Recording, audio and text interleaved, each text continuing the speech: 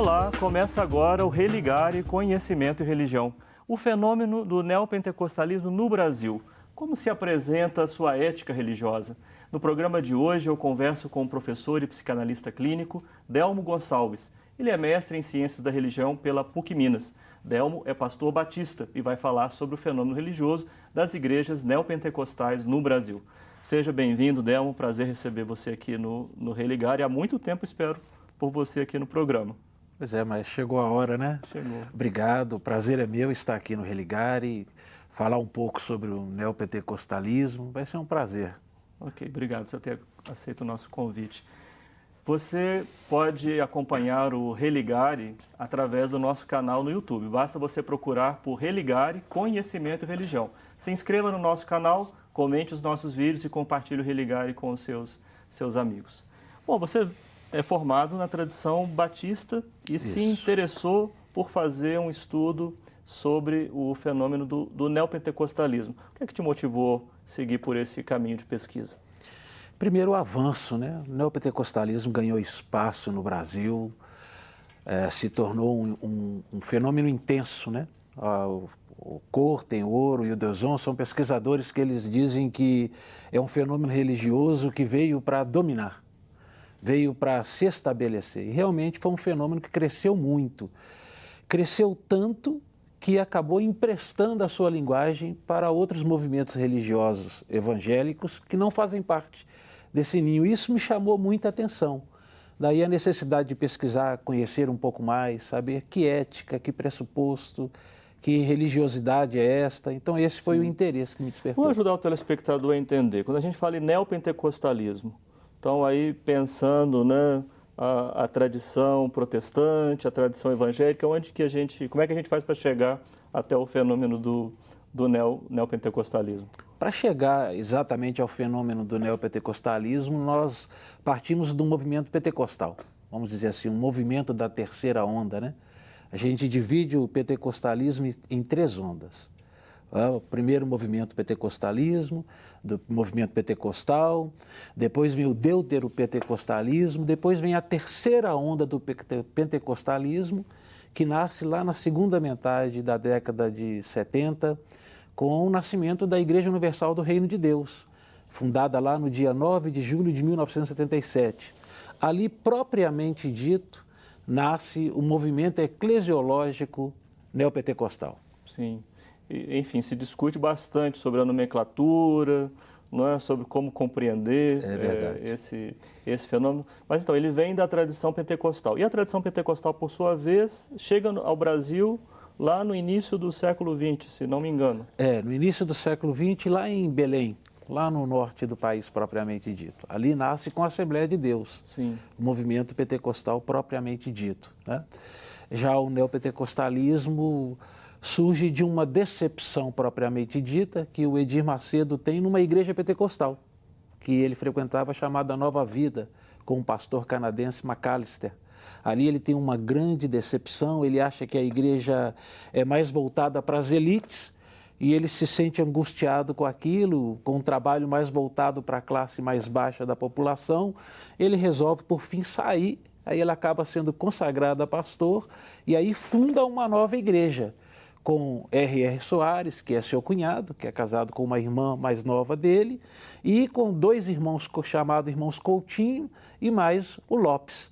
Junto a esse grupo, funda uma igreja chamada Igreja O Caminho Eterno, uma igreja que não consegue lograr muito êxito, acaba se perdendo um pouco, ele fica um pouco frustrado, aí acaba fundando a Igreja Universal do Reino de Deus. Aí esse fenômeno, sim, cresce bastante no Rio de Janeiro, depois migra para São Paulo e acaba ganhando o país, vamos dizer assim. É uma igreja que tem uma presença bastante significativa. No lastro da Universal surge depois a Igreja Internacional da Graça, já com o Romildo Soares rompendo com Edir Macedo.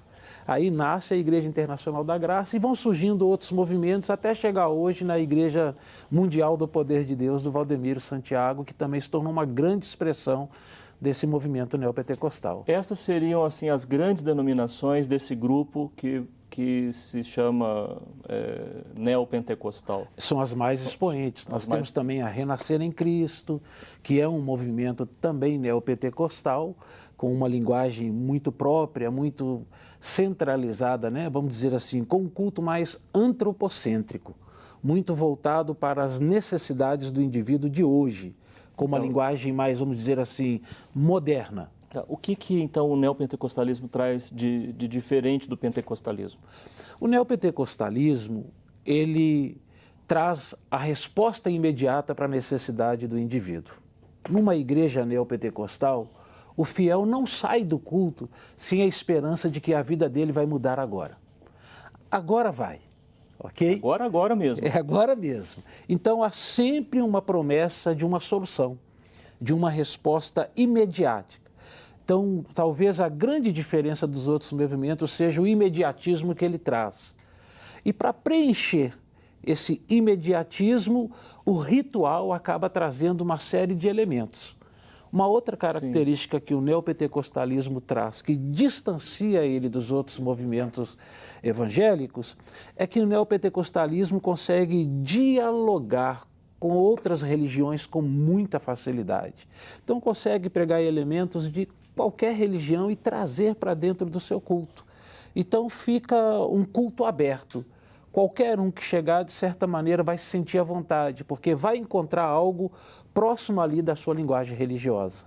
Inclusive, há estudos que mostram apropriação de elementos de matriz africana, por exemplo, em igrejas neopentecostais, em particular na Igreja Universal, mas coloco aqui uma questão curiosa. Ao mesmo tempo, parece haver um combate a outras expressões religiosas e até uma demonização, se não me engano, de expressões, por exemplo, do candomblé, da umbanda e outras expressões do campo aí de matriz, religião de matriz africana. Ah, sim, há uma demonização.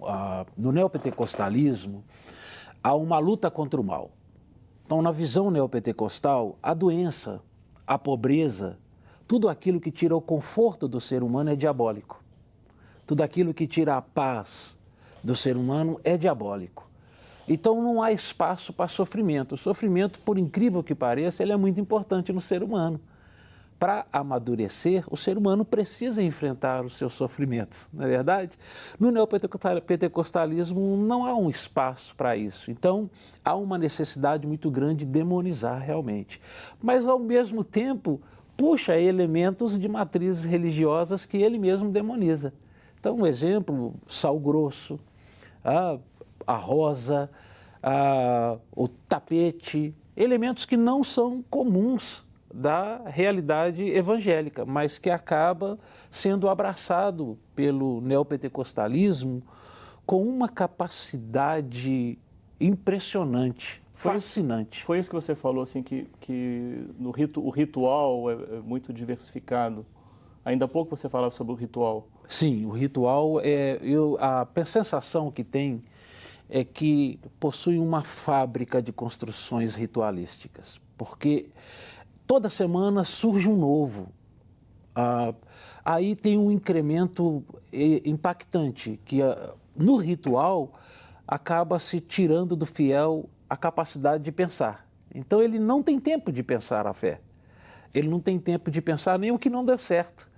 Porque ele já chega para o próximo culto, já tem um novo ritual sendo apresentado. Na concepção neopentecostal, Deus escolheu o templo é o sagrado, para que ele possa movimentar a bênção sobre o seu fiel. Então, ali naquele espaço sagrado, o ritual vai alimentando essas questões.